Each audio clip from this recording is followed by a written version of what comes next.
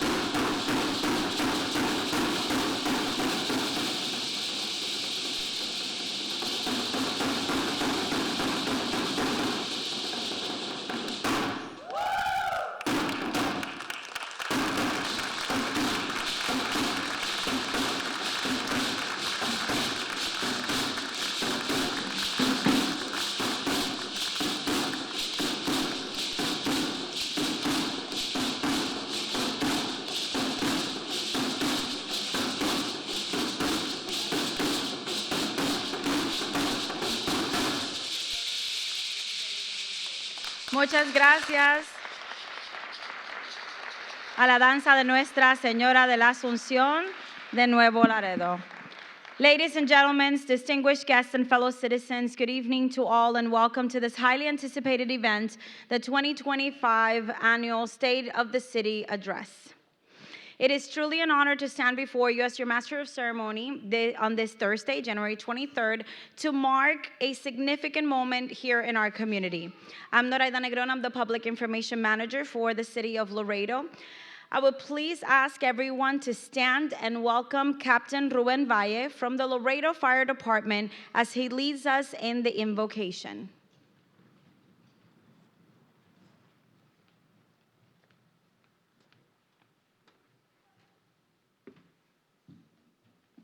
Good morning, afternoon. Good evening. Good evening. Sorry, I'm still asleep. My name is Ruben Valle. I'm a captain and a chaplain for the fire department. You know, many of us citizens, not all of us, we like to grumble and complain. We flood social media with, how come the city doesn't do this? How come the city doesn't do that? But today I want to challenge all of us. I want us to be doers, and the way my grandma and my parents say, a veces haces mucho de esto, y hay que poner nuestro granito de arena. And that little grain of sand can really make a difference if we're all together. I mean, sand stops floods, sand stops so many things, but we gotta work together. So today I urge you, as citizens, that we come together. That maybe you say, it's too much, it's out of my reach, I can't do a lot. But we can all do something. We can all either, it be money, it be time, it be a words of encouragement. We all have something to offer to this great city. So today I ask you, you can close your eyes, you don't have to, but let's pray to God. And let's ask Him for the courage for each of us to make a difference, the courage to stand up. We pray for our leadership, for our government, that God, you give them the grit, you give them the patience with all of us. God, that you bless this community, that you give peace to every single school that we have, and that fear has no resident here in Laredo. We are not citizens that fear, because we rely on a Father that takes care of us, that guards us, that keeps us. Let us come together today like the way we've always come together. In Jesus' name, amen. Thank you.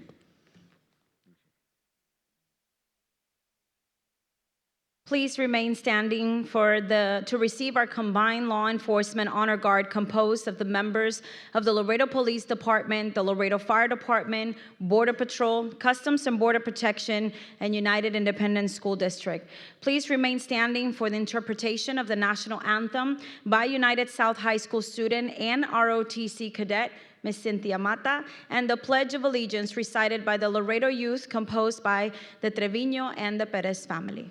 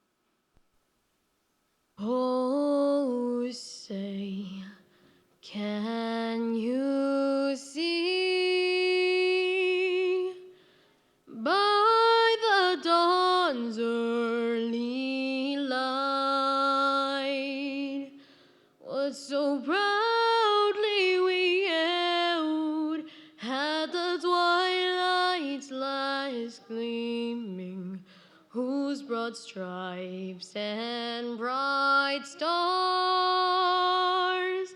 through the perilous fight o'er the ramparts we watched were so gallantly streaming, and the rockets' red glare, the bombs bursting in air, gave proof through the night that our flag was still there.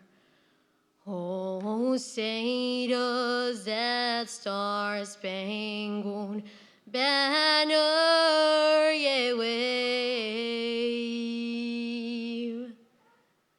o'er the land of the free and the home of the brave.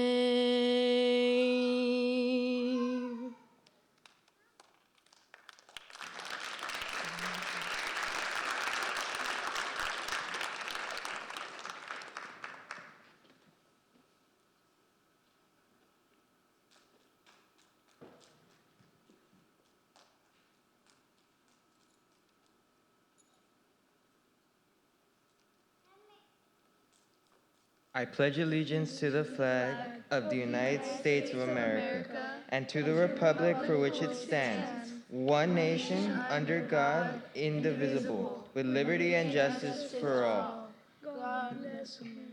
God bless America.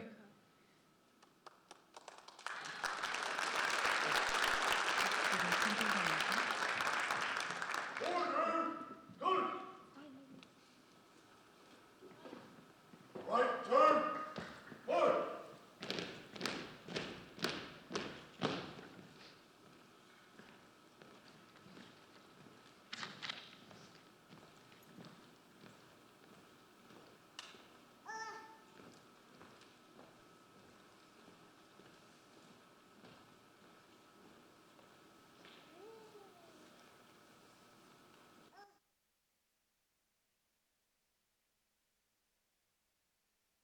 Thank you all. You may be seated. Before we proceed, let me take a moment to express our sincerest gratitude to each and every one of you for gracing us with your presence tonight. Your commitment to our city and your enthusiasm for its progress are the driving forces behind the positive changes we see around us.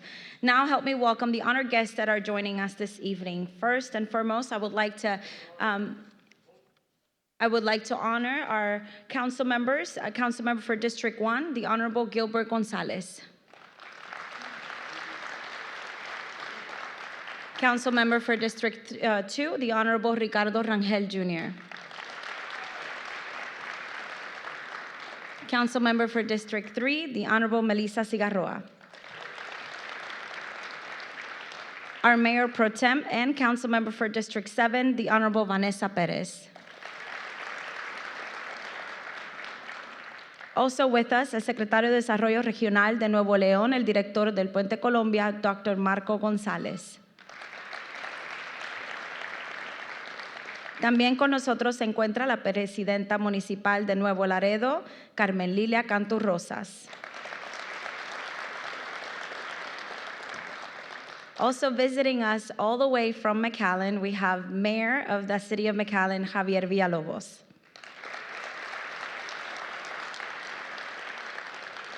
Representing our Congressman Henry Cuellar is Andres Velazquez. We also have representative from our Senator John Cornyn, Ana Garcia. Also representing our Senator Ted Cruz is Joshua Rojas. And also representing our Honorable Judith Saffirini, our Senator also is representing her is Josie Papas.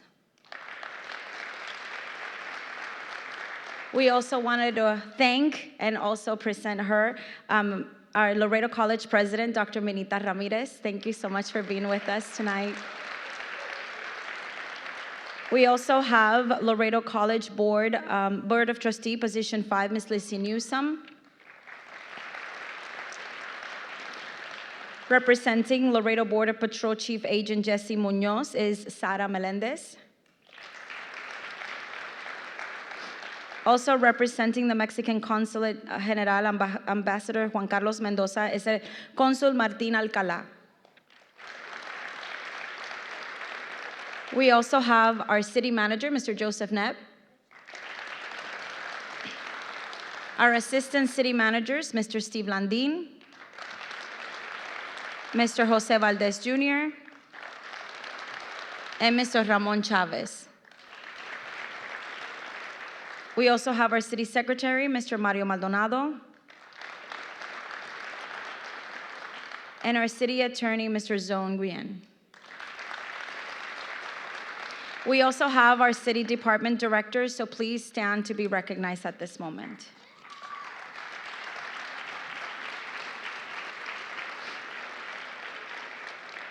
Today, we gather to reflect on the achievements of the past year, celebrate the milestones we've reached together, and look forward to the exciting developments that lie ahead. Our city is a vibrant tapestry woven by the diverse talents and passions of its residents, and this annual address serves as a roadmap for the journey we're on together.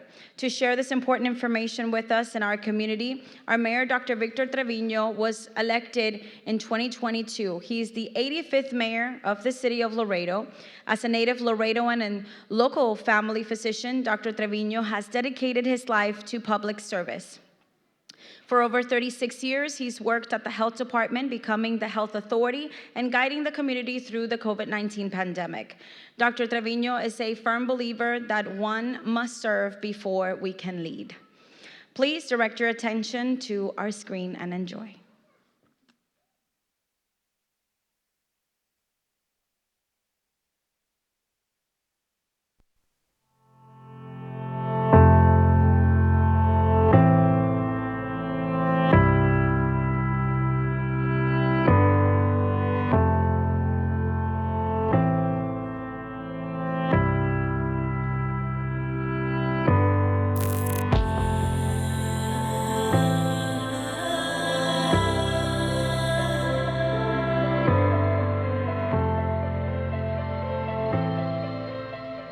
When people talk about the city, it often sounds like just an entity, a place, an institution, a system.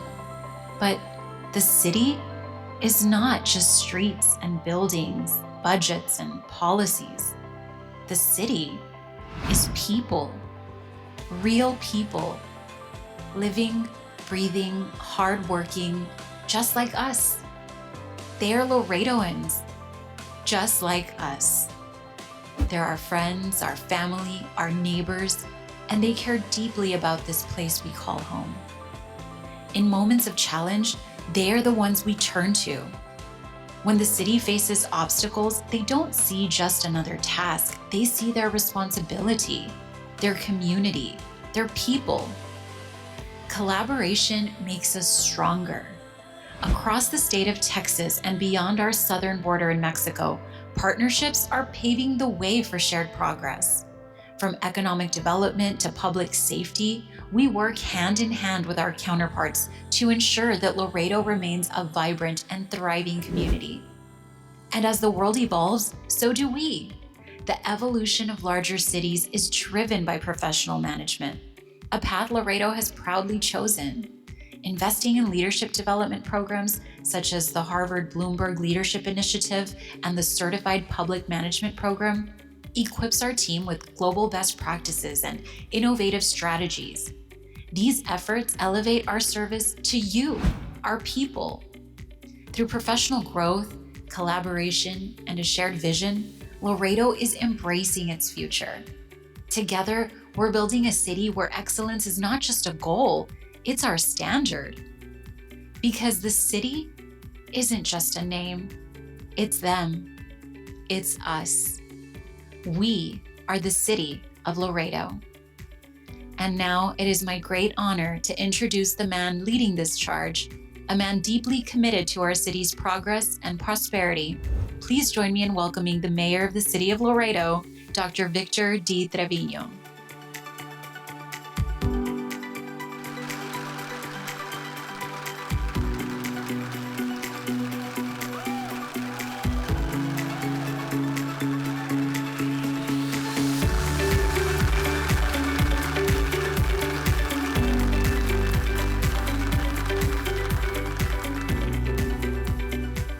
Good evening, Laredo. Welcome to a 2025 State of the City Address. As many of you know, I am your mayor, Dr. Victor Trevino. Muy buenas noches a todos. Thank you for participating in our 2025 State of the City Address. And as always, I would like to thank God and thank all of you and all the people watching and attending this evening. I'm happy to be here with you, blessed and joined by my wife and my family and city staff and the community to the state of our city. I would also like to thank Laredo College, Dr. Minita Ramirez, for this great facilities to present the state of the city. We will recognize some incredible and unique individuals who have contributed to our community. So please don't forget to join us after the presentation at the lobby for pictures of this event. As the 85th mayor of Laredo, founded in 1755 as part of a settlement, which included that is now No Laredo, by my 8th great-grandfather, Capitan Tomas Sanchez, our city has evolved into a unique and culturally dynamic community that exists today. And even though Nuevo Laredo was separated from Laredo in 1848 by the Treaty of Guadalupe Hidalgo, which designated the Rio Grande as the recognized boundary, Laredo continues as a truly unique and dynamic place to live. This is why we have a history like no other, where water is supplied by a shared river, and the people continue to be intertwined in history, family, and commerce with our sister city of No Laredo.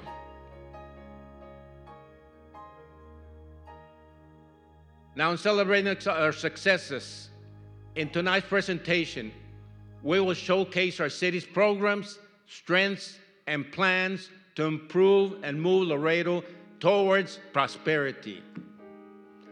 Thanks to the city departments, the financial partnerships, the public and private sectors, and the community at large, we have seen significant projects and growth this past year. And this continues to be our driving goal, because without overall prosperity, we miss opportunities to improve the quality of life and create a better Laredo for everyone. First and foremost, I would like to take this opportunity to thank the thousands of city employees and their hard work and commitment. Thank you.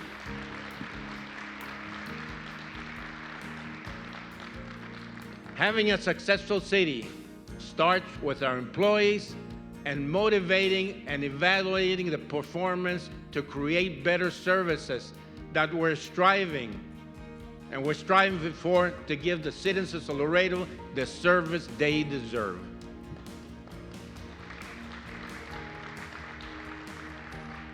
As head of our local government, I must recognize the contributions and the efforts of our city council. Our city council, composed of 8 districts and the mayor, is represented by individuals who had chosen public service and whom the people have elected in a democratic process to serve as their representatives. And I do want to thank them for the hard work and dedication, and it's well understood that effective public service is not a part-time job. Our city council, which includes the Mayor Pro Tem, Vanessa Perez from District 7, Council Member Gilbert Gonzalez from District 1, Ricardo Rangel from District 2, Melissa Cigarroa from District 3, Rick Garza from District 4, Ruben Gutierrez Jr. from District 5, Dr. Tyler Crane from District 6, and Council Member Elisa Cigarroa from District 8. And as head of the City Council, it has been an honor, my true honor, to serve, and this is one of the reasons why I returned to public service after being with the Health Department for 36 years. Thank you. You know you have been around a while when one of your council members informs you the first day in your office that you brought him into the world. I don't want to say who. So I want to thank the community for having faith in me as your former health authority and now as your mayor. However, as mayor, one of my initial goals and objectives was to restore the institution of the mayor's office by restoring the voting ability of the mayor after 40 years, the mayor not having the ability to vote as part of the local government. And in a referendum vote this past election, the community supported our shared belief that the mayor, as the only public servant elected citywide,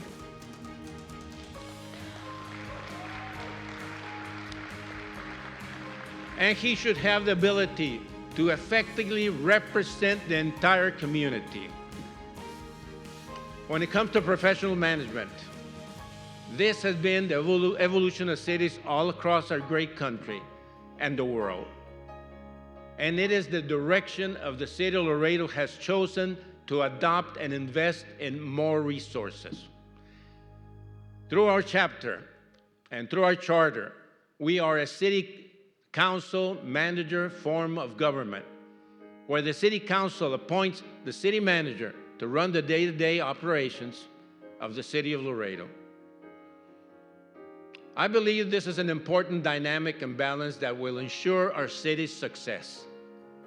And this was also the basis for the changes on our charter through a series of propositions during the last election, rehabilitating the city manager position with more stability.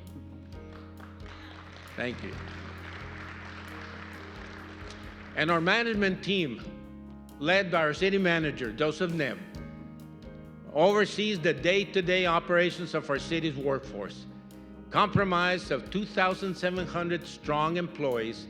I am hopeful and truly believe that we can establish a level of stability through his leadership to bring the city to a new level of achievement and professionalism. Right. Now, this has allowed us to excel as a municipal organization. Because of this synergy, which is fully supported by administration, we also have focused on professional development through city leadership programs and certified public manager programs at Texas A&M University. We were also selected by Harvard Bloomberg Leadership Program and Bloomberg City Lab programs. I believe these programs foster strategic leadership and management, collaboration, innovation, and experimentation with new data and evidence to improve decision-making. Now, the city to make strides to strengthen and invest in our workforce. And as your mayor, I am committed to ensure that we continue to make this possible through guiding responsible policy and fiscal responsibility.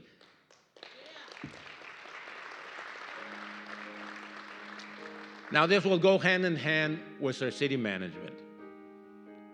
With these professional development programs, we continue learning, collaborating, incorporating strategies and programs that have worked and other communities worldwide. Let's take a look.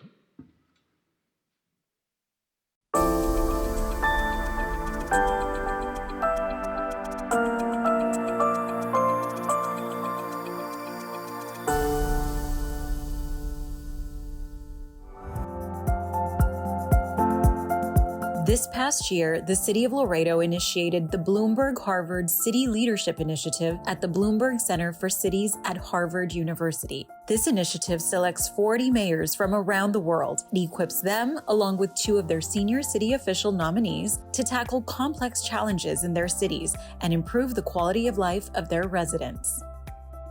This came about because of our binational collaboration, how we were able to collaborate with another country, a sister city, in regards to public health. During the pandemic, this is a unique situation we created, and it was a very, innovative, because we were able to vaccinate our sister city, and people that also come every day to work here. And we share family, we share workers, we share commerce. So it doesn't make sense epidemiologically to vaccinate one side of the border and not the other side, because we're intertwined. So this concept was looked at by the Bloomberg Harvard entities. They were able to decipher that this was something that was very unique. This year-long high-impact experience provides global mayors and senior city officials with management and leadership training for solving real-world problems. It's been beneficial because we have input from other mayors from the rest of the world as to what their challenges are, and sometimes they're not that unique. We share the same set of challenges. In-person and virtual sessions taught by Harvard Business School and Harvard Kennedy School faculty help mayors and their senior leaders step back from day-to-day responsibilities and focus on their personal leadership and organizational practices within their city. One of the biggest challenges Laredo has is opportunities to get involved in national level items. And it's really amazing because we're the #1 port of entry. And so we are always in contact with a lot of these people. I think with what the mayor has been able to do through the Bloomberg relationship and everything is phenomenal for the city. The information that we are gaining through those relationships, we will be able to put into practice very quickly. And I'm just so excited to have 2 of our assistant city managers involved in this, because I think this is the type of training that doesn't come often for some of our people. Some of the key topics include strategic leadership and management, collaboration, innovation, and experimentation with new data, and evidence to improve decision-making. I think if you start with that, the vision of what the mayor is, and I always talk about Mayor Dr. Trevino as being a very relationship-driven man. He's a professional in his own right, but that relationships are very important, and so that ties a string across all of our sectors with that. And so I think what happens is that the way that the city management is working with the mayor, we're seeing everybody focus a little bit differently on their standards and completing their work in a very professional manner. As demonstrated, the City of Laredo remains focused on strengthening its workforce and creating opportunities for growth. Through responsible policymaking and sound fiscal management, these efforts will continue to drive progress, ensuring a brighter and more sustainable future for all. Together, we're building a community where prosperity, innovation, and responsible leadership go hand in hand.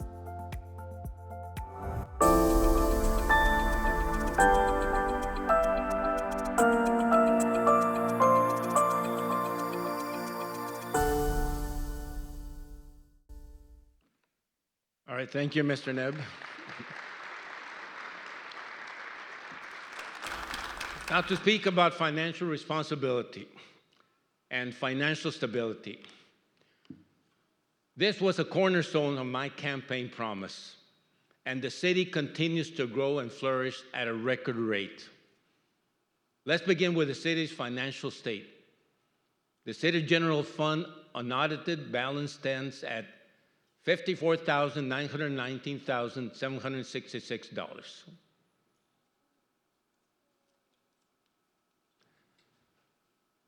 As the city nears $1 billion, the consolidated annual budget for the fiscal year 2025 is $983,657,400.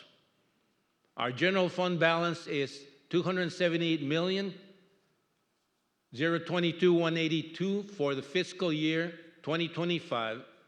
Furthermore, this is the 21st consecutive year there has been no increases in the city's property tax rate. And the tax rate for the fiscal year of 2025 actually went down 3 cents to 51 cents per $100 valuation. Good news.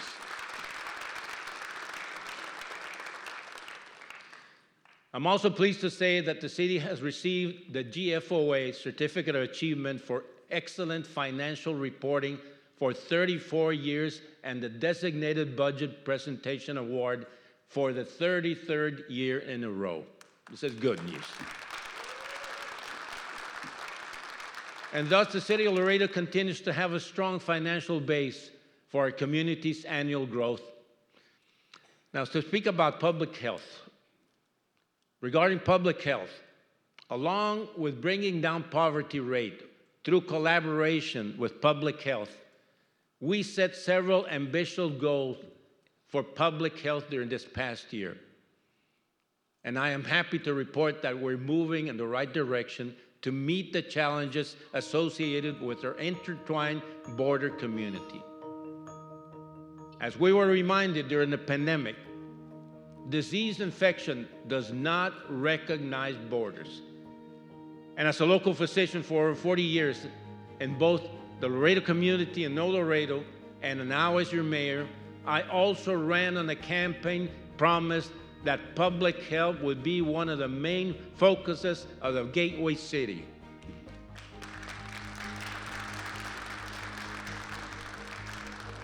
And after working with the health department for so many years, I know that the road to a successful community has to begin with a mentally and physically healthy community. And through the advocacy and allocation for more funding of public health, the City Council supported several of my resolutions that we could continue to make strides in improving the lives of so many people in our community. In my first 2 years, besides the increase of funding for public health, my administration continues to create and promote local and cross-border health collaborations. I believe that disease prevention is intertwined in communities and should just not be a single community-based goal. And because of our intertwined nature, this is going to be a regional goal, because I, as mentioned before, believe that disease does not recognize borders. Our goal will be to collaborate with the improvement of health outcomes in our community and our region, and specifically in areas of obesity, mental health, substance abuse, which have clear and overlapping root factors in our community.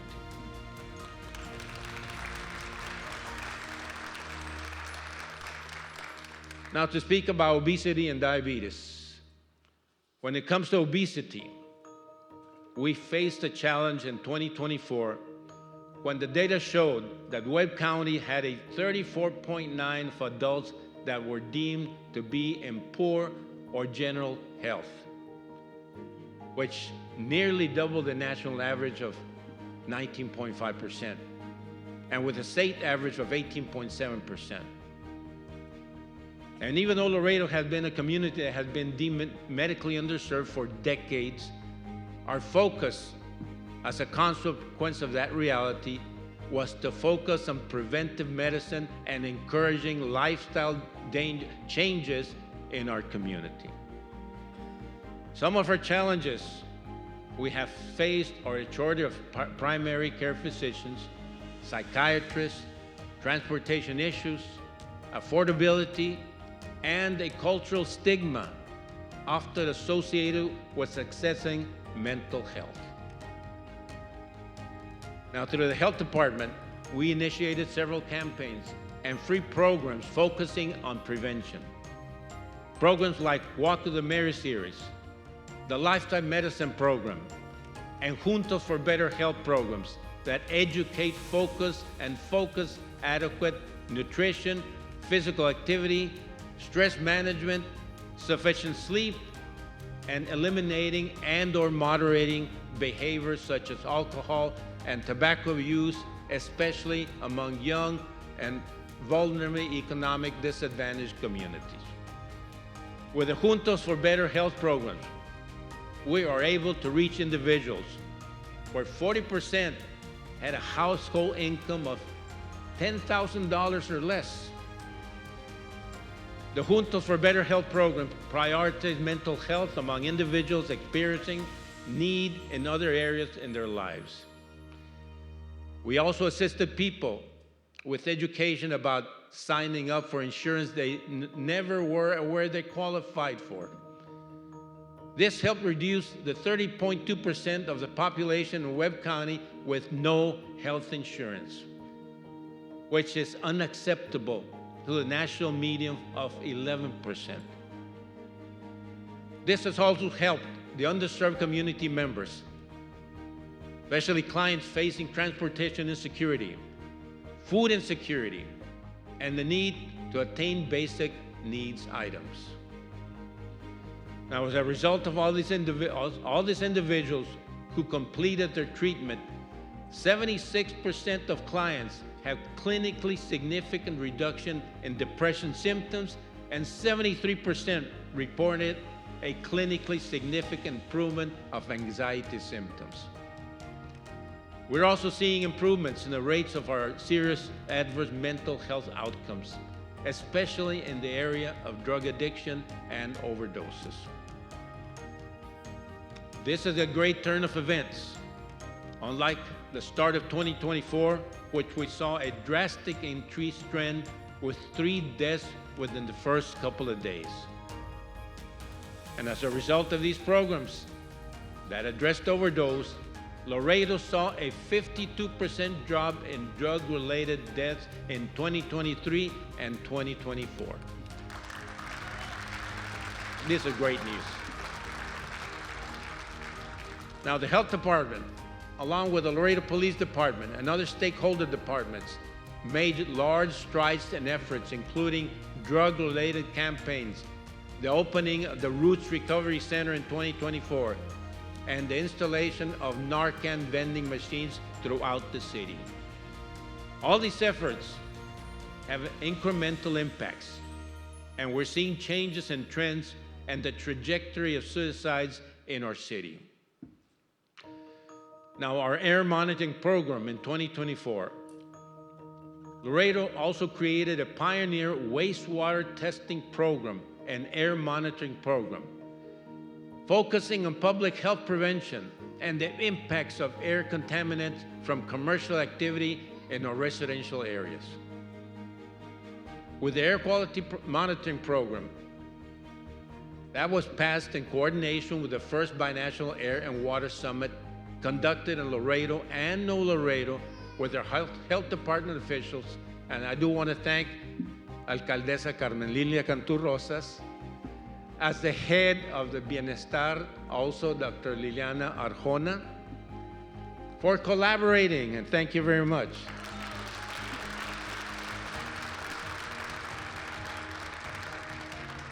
Collaborating with the health department and my office in this event. Our goals, which established several protocols, was to work with industry not to stop commercial activity, but to understand better ways of how to mitigate and impact human activity on our air and water without drastic measures that would cost employment or severely impair people's quality of life. In 2024, the Laredo Utilities Department was also named 2024 Wastewater Surveillance Champion at the Water Environment Federation Technical Exhibition and Conference in recognition of Laredo's pioneering work in infectious disease monitoring and public health preparedness. Now, this is important because Laredo is one of the 4 cities in the country to receive this recognition because of its wastewater surveillance program that involves several departments, including the health department. The wastewater surveillance, thank you,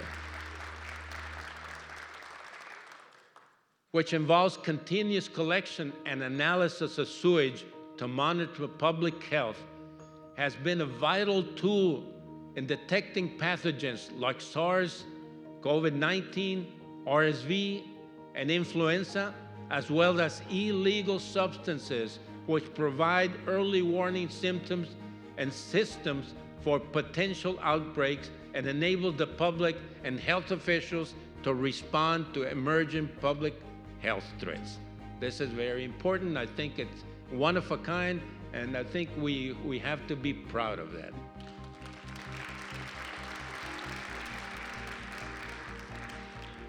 The city also adapted this technology to understand and address the amount of illegal drugs like fentanyl in our community. And several campaigns were created in collaboration with fire and police aimed at reducing overdose-related deaths in our community. Let's take a look at this short presentation.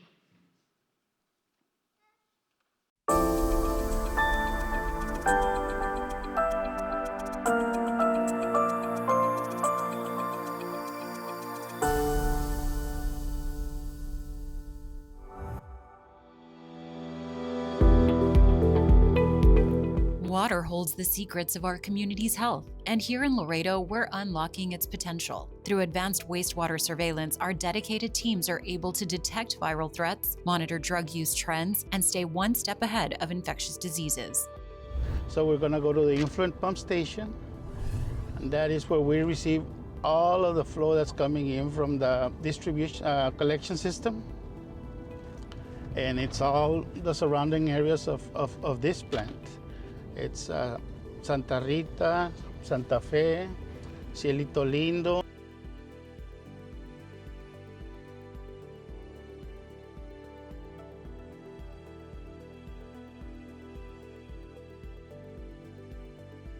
Right now we're gonna go to the manhole where we collect our raw samples. This is the water that's coming into the plant.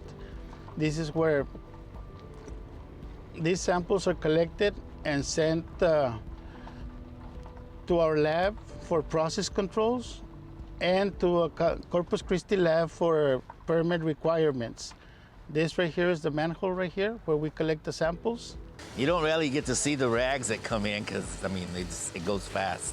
Everything's faster than 2 foot per second. My name is Michelle De Leon. I'm an epidemiologist for the City of Laredo Health Department. When I come here, I go to the front office and they have the sample ready for us, the utilities department. They have the sample ready. I just do a handoff of a clean container and they give me the container with the wastewater sample. We're able to see the viral load, and for instance, when someone is sick, even before they develop symptoms, they might start to shed the virus. And so with the wastewater sample, we can determine if the trend is gonna go up or down. Like for example, would be COVID, flu, RSV, parainfluenza, norovirus, hepatitis A, Mpox, Candida auris, etc. My name is Amelia Solis. I'm the Epidemiology Administrator at the City of Laredo Health Department. It's another method of surveillance for our epidemiology program in which it doesn't matter if you go to a doctor or not. We go to the restroom every day, so every day you're getting tested. So when we collect these samples and ship it off to the lab, we know what's going on around in our community. This sample right here is from Zacate Wasting, from the wastings of their basins. So we have a wasting sample, we invert it.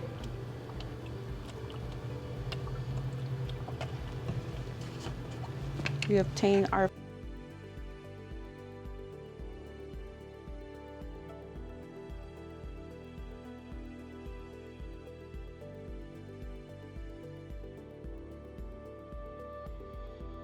and set the timer for an hour.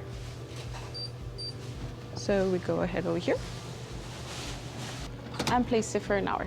Dr. Richard Chamberlain, Health Director. With this new element of being able to add high-risk substances surveillance to our existing infectious disease surveillance, we'll be able to now provide analysis on methamphetamine, cocaine, xylazine, fentanyl, and naloxone in our community, which will help improve our public health initiatives that we work collaboratively with all of the departments at the City of Laredo and our community partners to address the ongoing situation of increased overdose calls and overdose mortalities in our community.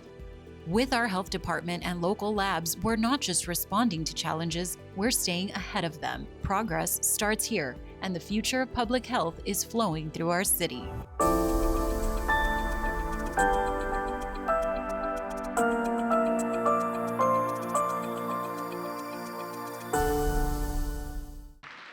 How amazing is that? And specifically, I want to add that we had a Alliance of Border Cities of South Texas cities event today with mayors throughout the border. They were amazed at this program because it's one of a kind, and we're one of the first cities that has this program. They were amazed to see that we had this program and were able to detect diseases and drug abuse, defining which sector of the city had the problem and make it more easily for us to do something about it. So that, I think that was a good stride.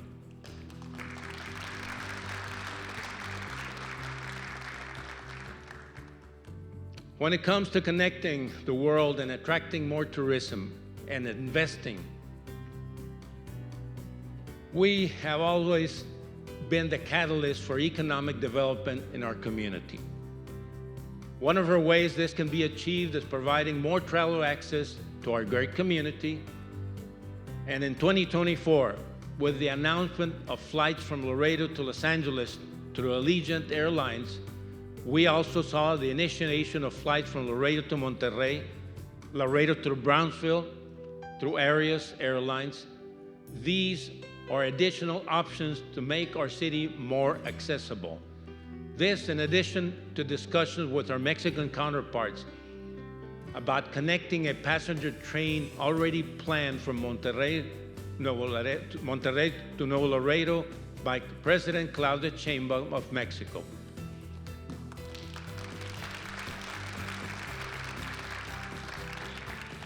Now, during several announcements last year, in her most recent visit to Nuevo Laredo, President Sheinbaum announced an infrastructure plan focused on expanding this railroad project, including passenger train network, construct 3,000 kilometers of railroad track over the next 6 years. So this significantly regarding the Mexico San Luis Potosí Monterrey Nuevo León Laredo train, she highlighted that the corresponding studies already being carried to construct the 1,143 kilometer of train tracks is in the works.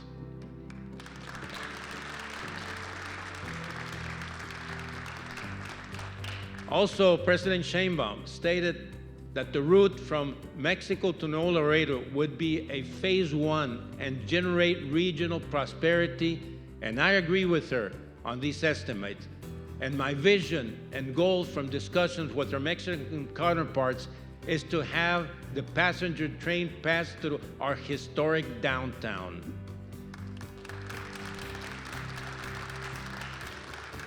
And I think this will create a much needed economic engine for both our intertwined communities and will change the landscape of tourism opportunities. Now, this passenger train will be an incredible addition to our daily flights and will bring more tourists to our many attractions, including over $50 million Buena Vista multi-sports complex in South Laredo.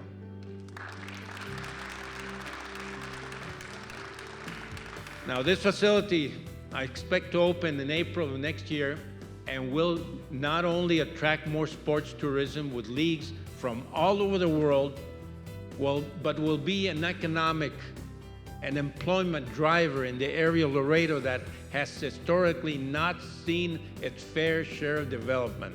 And this initial phase 1, will offer public access to 10 baseball fields, 2 multi-purpose fields, and playgrounds and other amenities.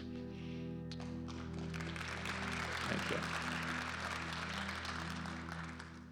I do want to thank my 2 council members from the South who have been most involved in the project. Thank you, Councilman Gilbert Gonzalez and Ricardo Rangel. And thank you for your tireless efforts in ensuring this project stays on course, because it is one thing to pass an idea, and it is something else to cross it over to the finish line. So, in the next 2 years, count on my full support, because the people voted for this, and it is our duty to see it to its completion.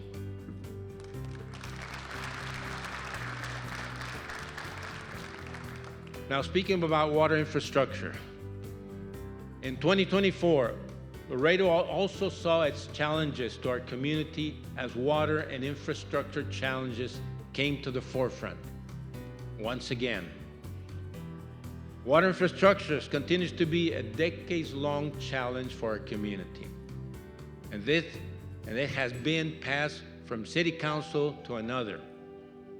However, we will not back down from this challenge, and we will meet it head on. After my administration, most recent first boil water notice, we have made several corrections and shifts in our priorities. What this means is that prioritizing essential projects and having accountability and follow through on the core functions of government, of one is which simply clean, reliable water for our residents. That is also that pet projects and special interests will not be prioritized over the essential water needs of the public at large, which includes replacing outdated pipes, which account for 30% of our system, some of which are over 20 to 30 years beyond their shelf life. So this is going to be our priority.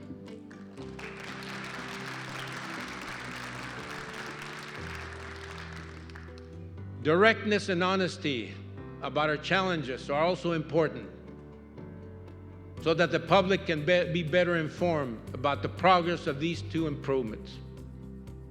This will help the city mitigate expectations, a quick fix solution. This will also help us limit the spreading of misinformation on a serious challenge that our city has, whether intentional or not, or for political or financial gain.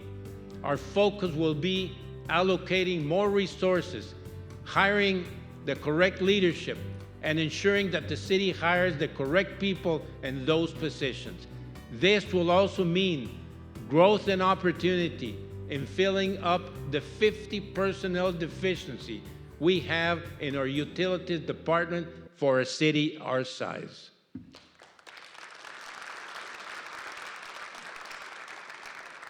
Now let's take a look at the plan and how the city will tackle this issue head on.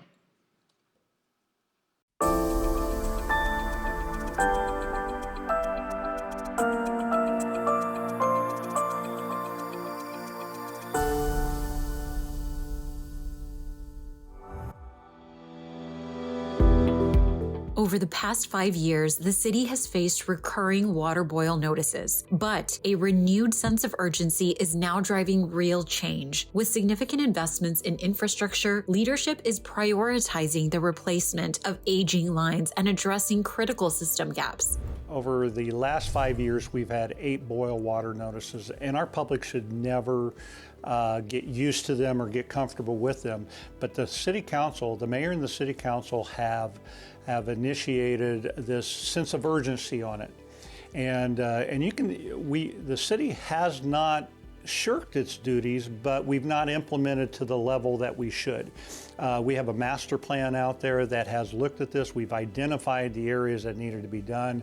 And I think what we're seeing now is that we're going to see the fruitions of this sense of urgency that the elected officials have placed on this issue, and we're going to see a lot of work done. There's miles of lines that'll be replaced, as well as what we've already done within the plant improvements, and so I think you're seeing our utility department go through a renaissance, and that's going to be very good for the city. Yeah, I think bringing in our interim executive director for the utilities has been a really good thing, because what he's done is he's brought an outside vision into our department, and so his experiences, his education, his background in utility management, we're actually reaping some benefits from that.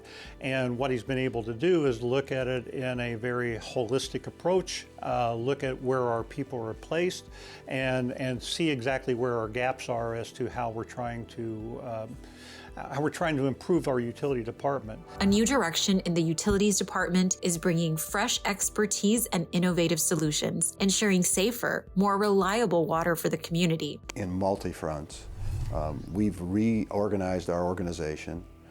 We've put a high focus on cross-connection control, which we should. We've modified our sampling processes. We've moved those to the treatment plant. So now the people out in the system on a day-to-day basis collecting bacteria samples are all now certified operators.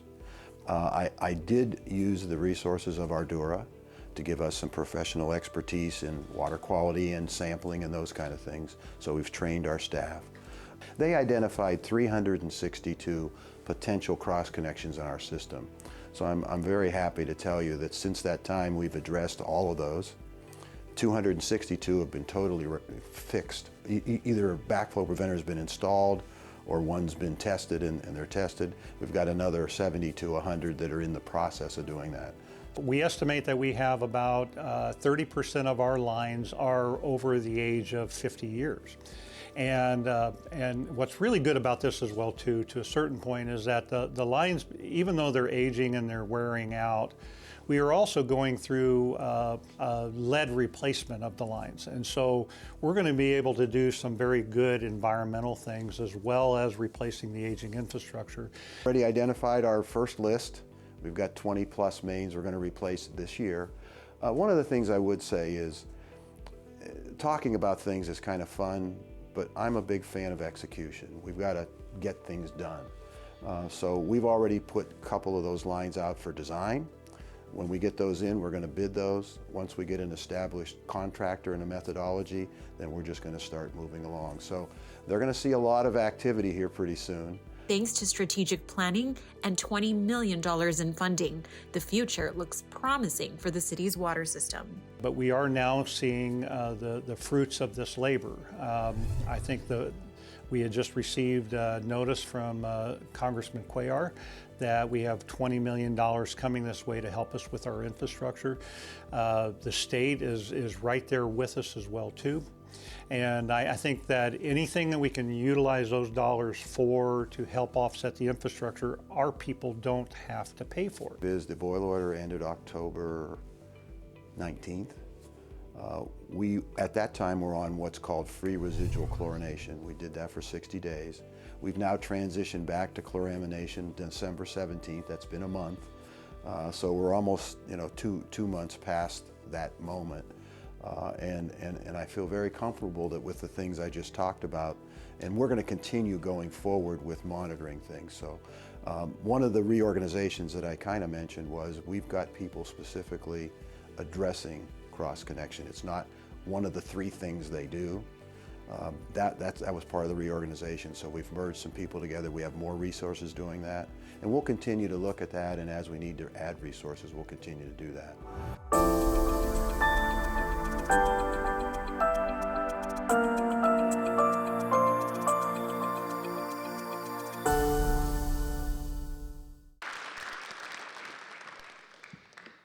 I also want to take this moment to spotlight that through every challenge, there is an opportunity to learn and grow and create collaborations that may have not existed to a level that did not exist before. During the boil water notice, I took what some would call an unconventional approach in reaching out to my fellow mayors who are part of our South Texas Alliance of Cities, as we talked about a while ago. I had overwhelming replies about collaboration and assistance. It was just not lip service. As the mayor of McAllen, sent utilities team to help. For this, Laredo is truly grateful. I also want to thank the White House for getting involved. Especially I want to thank Governor Abbott. He did not hesitate to issue a much-needed emergency declaration and called me personally to let me know that they were sending us the aid that we needed. Because without the declaration from the state of Texas, we would not have been able to access the federal programs that Congressman Cuellar put me in contact from day one at the White House.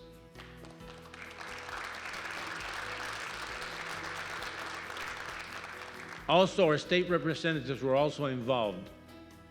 This also included the county and the county judge, Judge Tano Tijerina, who issued a declaration and assisted us with water tankers for our local hospitals. Thank you, Judge.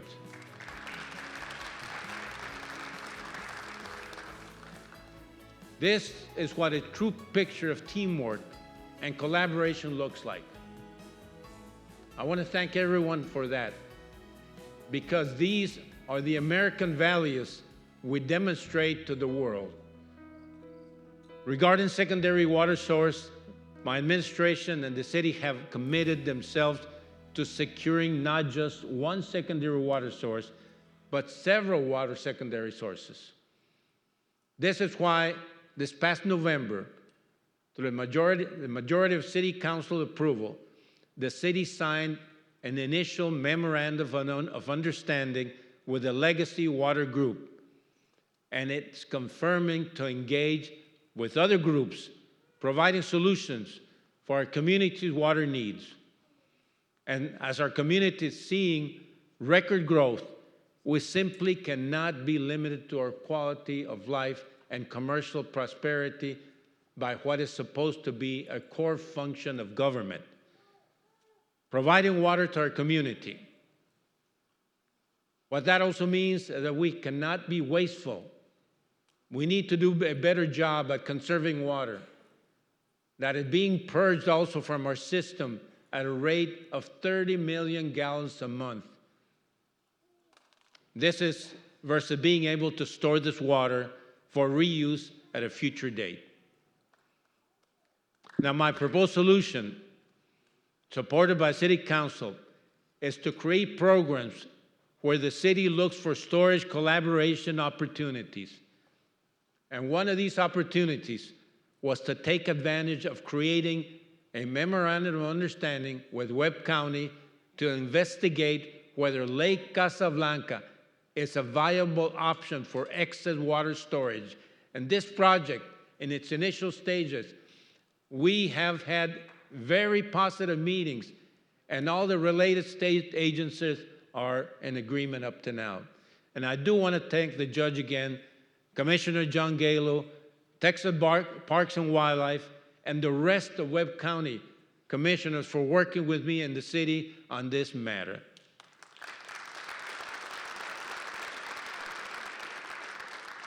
Now, this collaboration will pay dividends once completed. This will complement and benefit the community as we're working with the Army Corps of Engineers with additional resources from the federal government made possible through Congressman Cuellar's advocacy to clean and further dredge the lake in the future. Now, these collaborations will ensure that our community will have the proper water resources, production, and water infrastructure, and water conservation programs that enable us to grow and continue attracting investment. The binational relationships, as some of my fellow border mayors know, we're seeing a golden era of international trade. and international relationships. My belief has always been that through collaboration, prosperity for everyone is more feasible and anything is possible.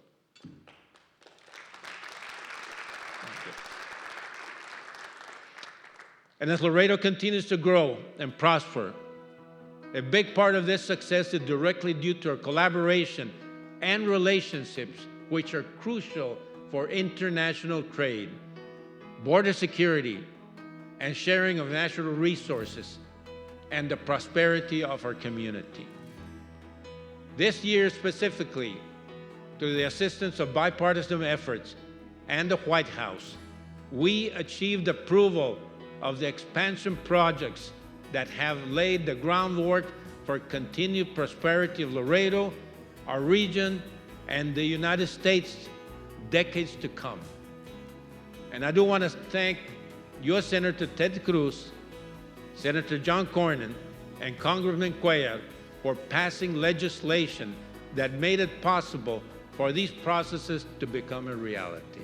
And I look forward to working with them to make Laredo an even greater community.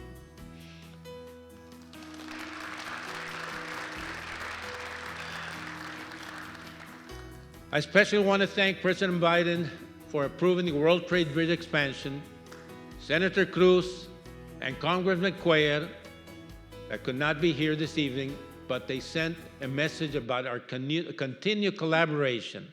Let's take a look. Good afternoon, Laredo, and congratulations to my friend Mayor Trevino, dedicated city officials, and everyone who has worked tirelessly to drive the extraordinary progress we've achieved this past year for South Texas. Laredo has always been more than just a gateway. It is the beating heart of trade and commerce between the United States and Mexico and all of Latin America. When city leaders of Laredo came and asked me to lead the effort to secure the presidential permit for the World Trade Bridge expansion, I didn't hesitate. I knew that this project wasn't just about infrastructure. It was about opportunity, growth, and securing and expanding Laredo's place as a cornerstone of global commerce. The expansion of the World Trade Bridge and the construction of the 4-5 bridge are together a monumental step for South Texas. It strengthens our ability as a state and as a nation to move goods efficiently while solidifying Texas as the backbone of North American trade. These projects ensure that Texas continues to lead on the global stage for generations to come. This past year, I was deeply blessed to receive the key to the city of Laredo, the very first Republican to receive that honor. It was a humbling reminder of the trust you placed in me to advocate for you. I love Laredo, and I am proud to fight for you. My commitment to Laredo and its people remains unwavering as we continue to work together to build a stronger and more prosperous future. Congratulations again on the monumental achievements we've celebrated this past year. With the dedication, resilience, and innovation of all of you here today, I have no doubt that even greater success lies ahead for this remarkable city. Thank you, and may God continue to bless the city of Laredo, and may God continue to bless the great state of Texas.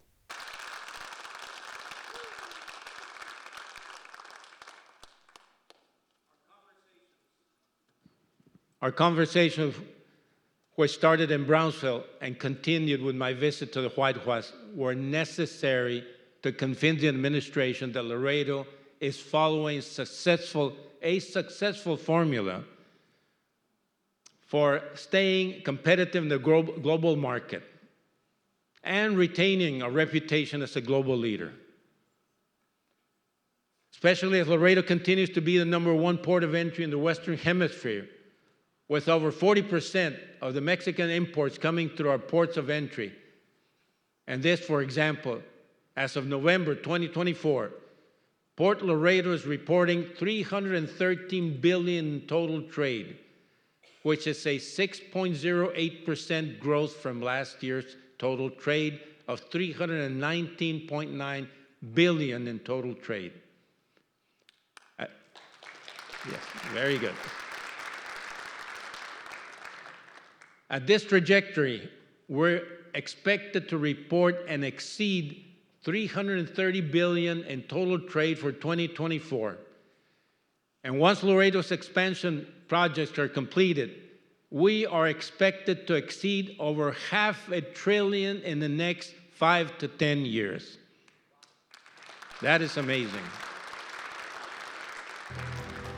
And now with the expansion of the projects of our World Trade Bridge and proposed Columbia Solidarity Bridge, Port Laredo is poised to be one of the most competitive commercial ports of entry in the world. How is that? Little old Laredo. Our ties and relationships are the foundations of our mutual prosperity and continue to be the formula for staying competitive in the global marketplace. Our binational relationships are based on humanity, mutual respect, and the understanding that what impacts one community impacts the other. That is how we ensure long-standing relationships and prosperity. Es por eso que he confiado y apoyado mi alianza con mis amigos, la alcaldesa Carmen Lilia Cantú Rosas, líder de nuestra hermana ciudad de Nuevo Laredo. Bienvenida y gracias por estar aquí, alcaldesa. La ciudad de Laredo aprecia su presencia.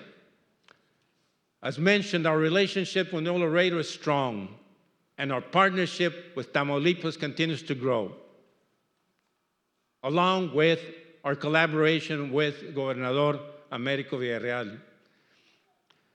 Traditional and binational collaboration, and this demonstration was seen by the White House in many programs. This allowed for the approval of the World Trade Bridge and its expansion. Because without commerce and employment opportunities, there's little hope for economic prosperity and resources to invest or to reinvest in our community. What this means for Laredo and Tamaulipas is that there will be additional 8 lanes of northbound traffic next to the already existing 8 lanes at the World Trade Bridge. This expansion project will also consist of 2 additional lanes for southbound traffic on the north side of the existing bridge. We understand the world of international trade is focused on efficiency and customer services.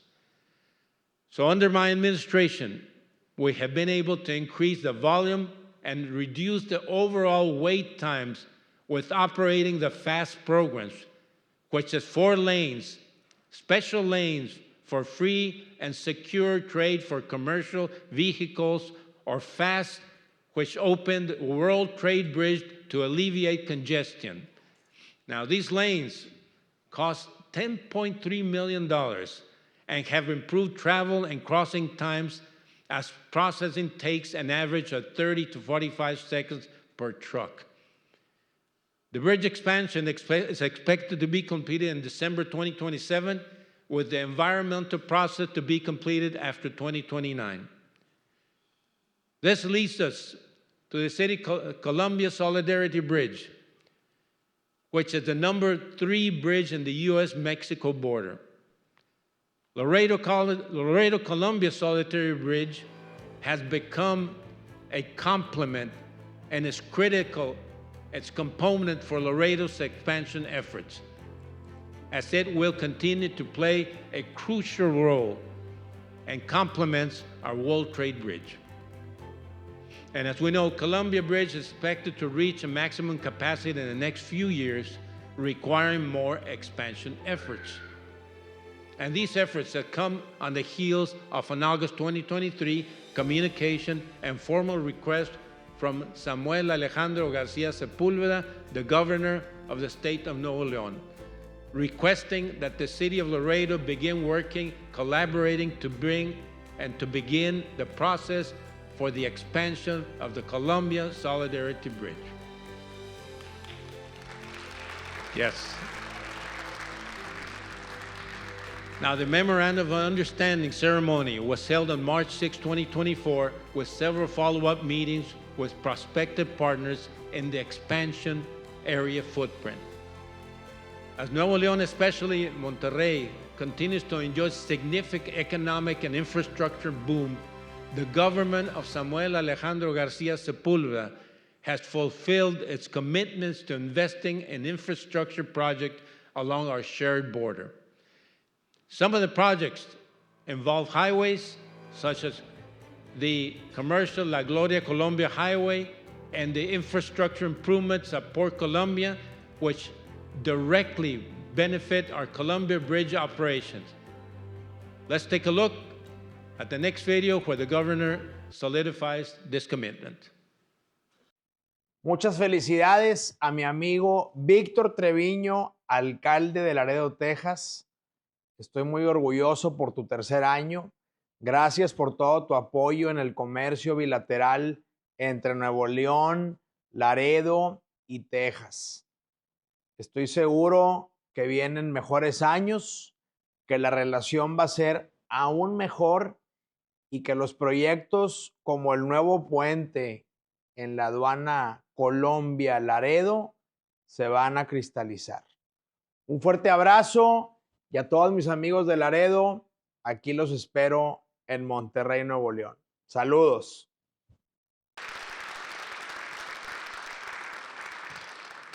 And this is what collaboration means, equals to progress. As I explained to President Biden in previous conversations, and I will reiterate to President Trump, the Columbia Bridge expansion project will continue to strengthen our commercial dominance and security footprint in the world, while at the same time further increasing economic development that is already occurring in Nuevo León. This has tied the direct impact to Laredo, the state of Texas, and the United States. The Columbia Bridge has also been at the center of creating contingency protocols to plan for emergencies that could disrupt bridge operations on the U.S.-Mexico border.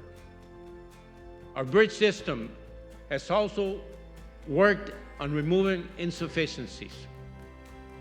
Some of these insufficiencies or inefficiencies have included the elimination of time-consuming and costly turnaround due to insufficient funds, and the creation of future proposals for the creation of one customs sector on the Mexican side, which had been the topic of discussion with the former Mexican Secretary of State and currently leadership of ANAM Mexican Customs that has moved its national headquarters to our sister city of Nuevo Laredo.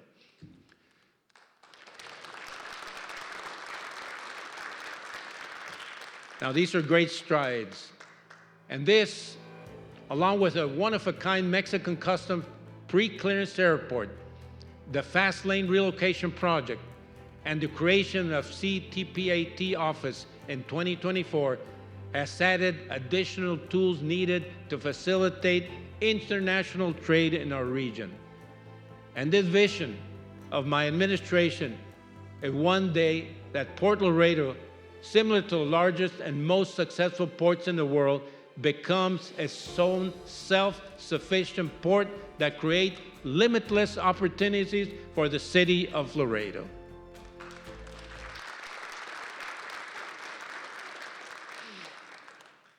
Another collaboration on this issue is Senator John Cornyn, who has been big and a big supporter of trade and bridge expansion, and has a message to share with us, and let's take a look.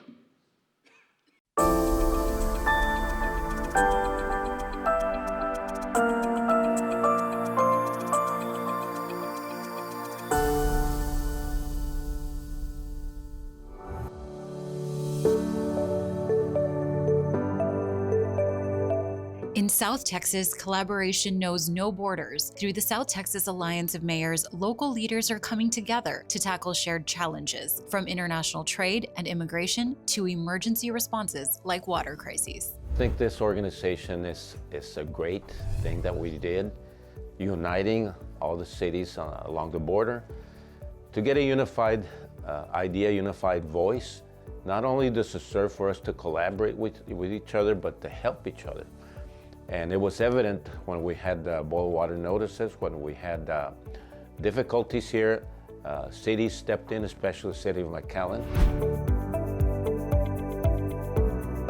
One notable example of how the Alliance has played a role in creating benefits for our cities is by focusing our cultural connections locally and internationally. By recognizing the strength our culture plays in our communities, we have shared ideas for creative programs which spur civic engagement and created economic opportunities for our businesses and vibrant experiences for our residents. The Alliance promotes trade and economic growth by collectively advocating for policies and infrastructure improvements that enhance cross-border commerce. Now, this includes lobbying for better transportation networks, increased customs staffing, and modernization of ports of entry. Additionally, the Alliance supports initiatives that attract investments to the region, facilitate workforce development, and promote regional industries. As members of the South Texas Alliance, we are committed to meeting every quarter in different member cities to go over the things that cities are doing well and bringing those lessons learned back to our cities. So we're sharing information, we're collaborating, we're working together to solve regional problems and issues, and I think absolutely we're stronger together, and I think that by working as a region, we are definitely going to be able to move our communities forward. Because I think we're pioneers in regards to binational collaboration. If we have this alliance, we can show all our progress and everything that we do.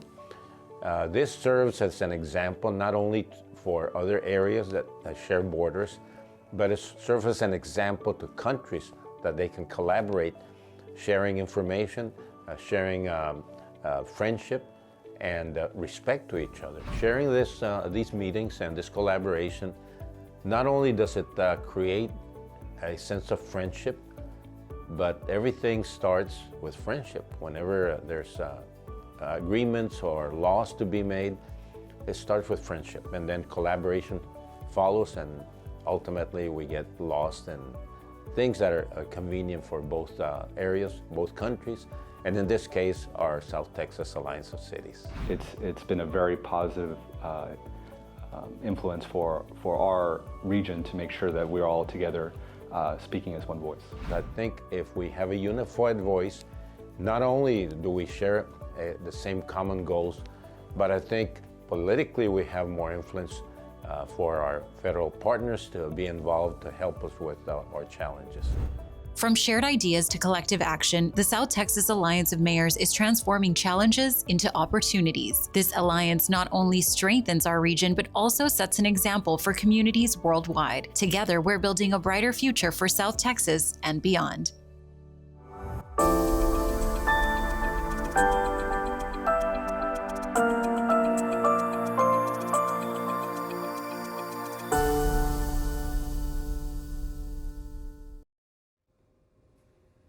Hi, I'm Texas Senator John Cornyn.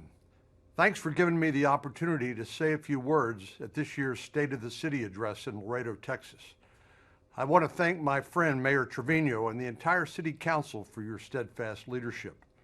As you know, Laredo is a vibrant city that's home to the Columbia International Bridge and the largest inland port in the nation, the World Trade Bridge, which facilitates nearly 40% of all trade between the United States and Mexico. I was proud to support efforts this past Congress to expedite presidential permits to build and expand international bridges across South Texas. And I'm glad to have championed the Cross-Border Trade Enhancement Act to allow greater collaboration between private companies and CBP. I'm confident we will build on this success in 2025, and I'm looking forward to working with Secretary Rubio on USMCA and with the nominee for the U.S. Trade Representative, Jamieson Greer, on supporting cross-border trade and travel. I know you're also concerned about healthcare and infrastructure needs, and I remain committed to fighting on your behalf for these priorities and more in Washington, D.C. Thank you all, and may God bless the city of Laredo.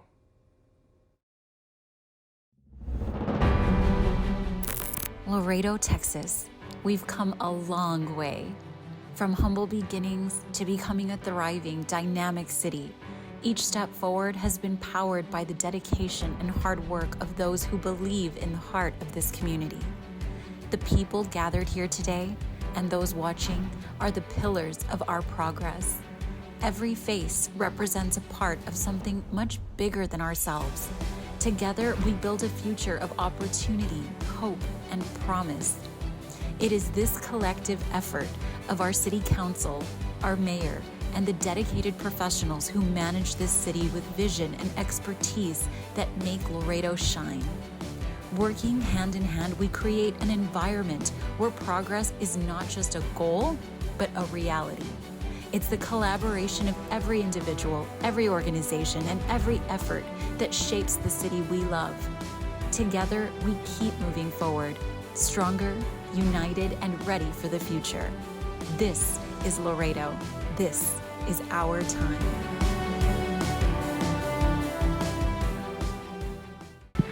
Please, let's give a round of applause to Mayor Dr. Victor Trevino, accompanied by his wife, Ms. Rosa Marquez de Trevino.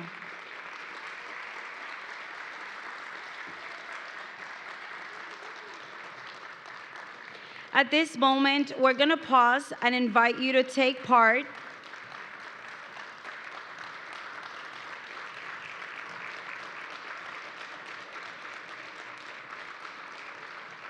Thank you all. At this moment, we're going to pause and invite you to take part in an official group photo along with Dr. Trevino.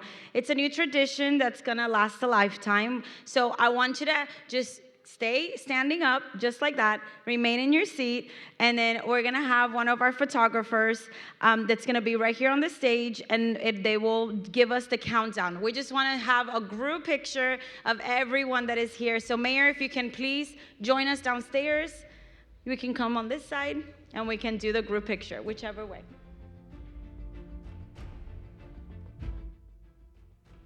And then right after the picture, we're going to continue with the program by presenting the Laredo Icon Awards. So please, let's just take a fun picture real quick. If we can dim the lights a little bit, please, so that we can take the picture.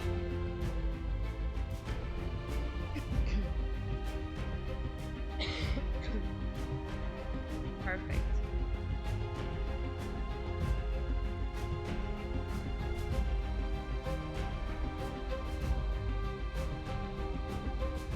Let's put our hands up maybe.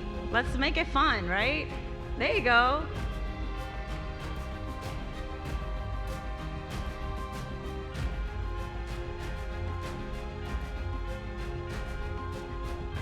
One more time.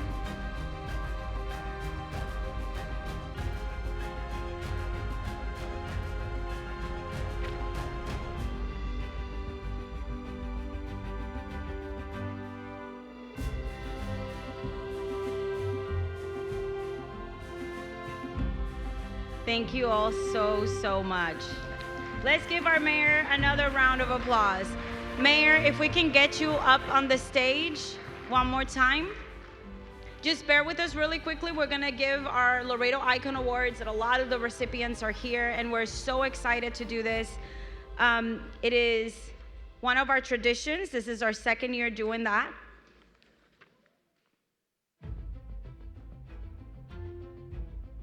So if you're here in collaboration of the person that I'm about to say when I say the name of the Icon Award, please make sure that if you're a family member, come up here to claim the award.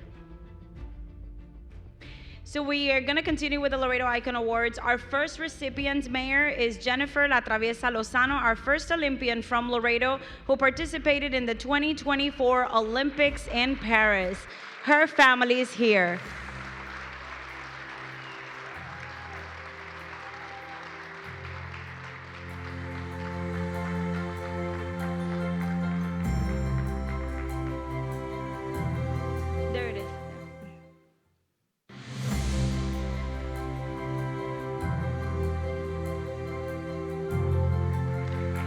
Thank you so much.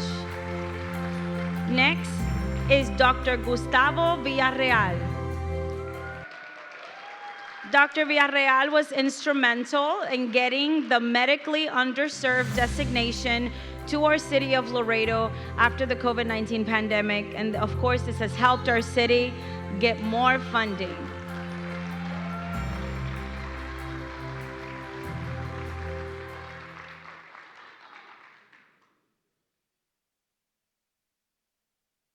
Thank you, Dr. Villarreal. Next, we're very proud of this next award is the Laredo Fire Department. They are receiving the Laredo Icon Award after receiving the ISO rating of 1. A great accomplishment thanks to the rapid response to emergencies in our community.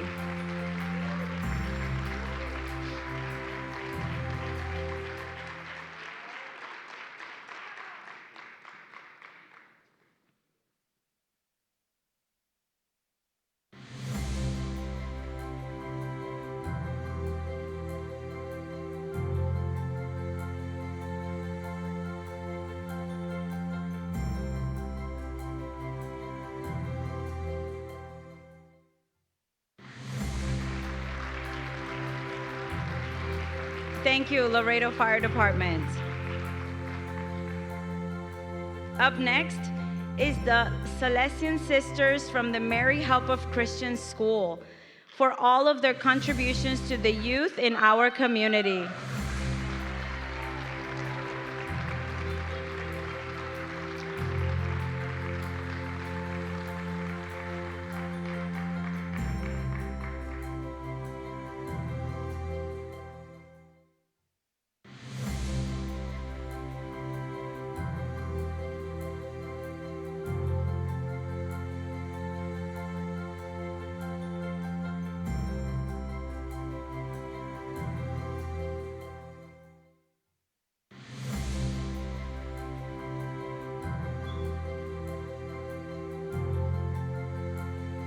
Thank you, sisters.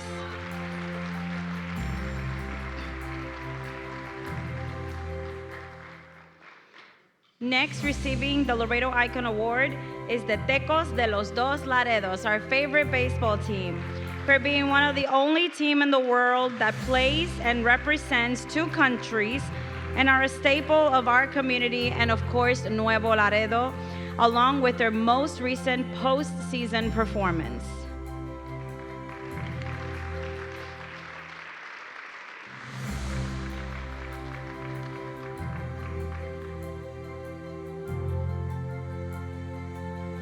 This next award is also very special and kind of truly a first. The next Laredo Icon Award goes to the McAllen Mayor, Javier Villalobos. His leadership and collaboration with the city of Laredo during the challenging times we faced recently during the water boil notice.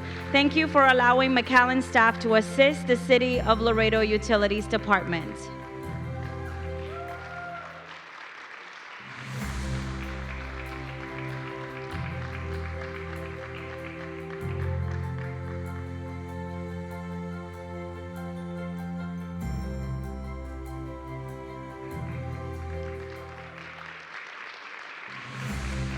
Thank you, Mayor.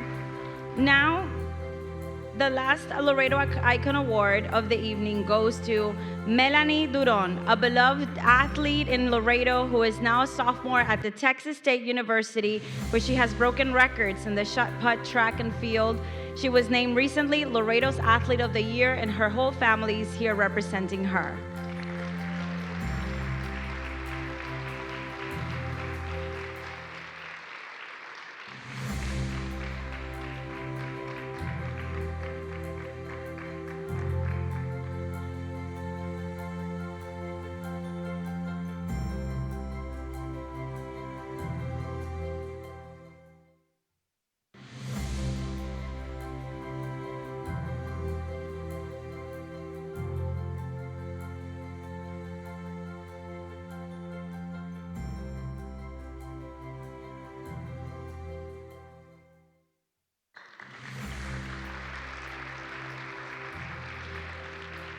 We do have one more mayoral recognition, and that is to the U.S. Border Patrol Laredo sector. If the representative, Ms. Sarah Melendez, can come up. This is for their contributions to the safety of the United States and, of course, our city of Laredo.